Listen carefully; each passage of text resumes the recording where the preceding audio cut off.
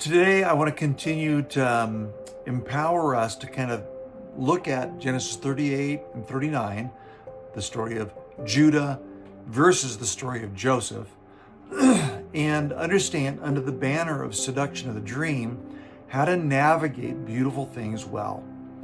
You and I every day rub shoulders with beautiful things that could very well be seductive. Remember the dictionary definition? Seductive things are tempting things, attractive things, enticing things. Every day, whether it's a beautiful meal or a beautiful person, male or female, or a beautiful object, a car, a house, a dress, a suit, new pair of slacks, tight jeans, skinny jeans, whatever it is, we are navigating life that's filled with beautiful things. And how we navigate those beautiful things says something about if we're seeing life from our perspective or God's, if we're doing what's right in our eyes or doing what's right in God's eyes, if we're just going for what we want or going for what's right. To do that, let's think about our characters. Judah is going to be faced with something beautiful. One of those beautiful things that God's given us is a thing called sex.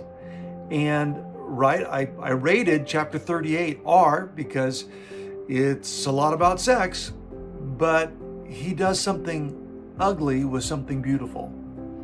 Joseph, in contrast, is also going to be propositioned, an attempted seduction by something that is beautiful, and Joseph is going to choose to do the right thing. You see, the truth is, many people become ugly in the pursuit of what is beautiful.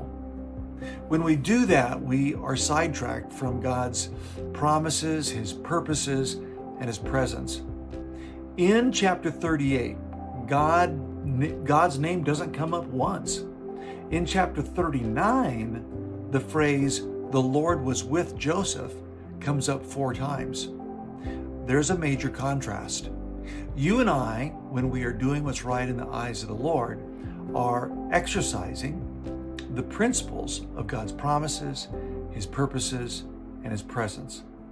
Let's remind ourselves of those 3 things real quick, and allow them to just become almost like a compass, a way of kind of discerning true north.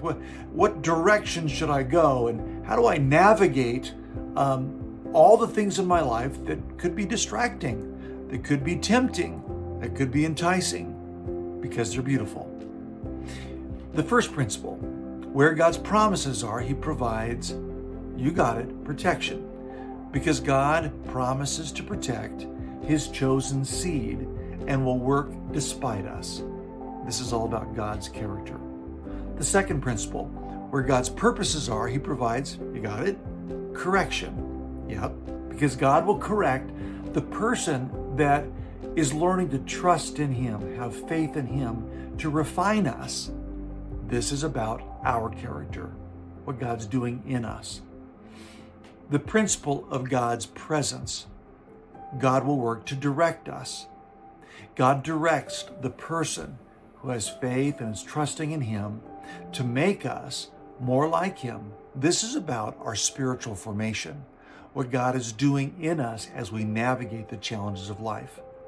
Circling back to the fact that you and I rub shoulders with seductive things all the time, what do you think God's wanting to do?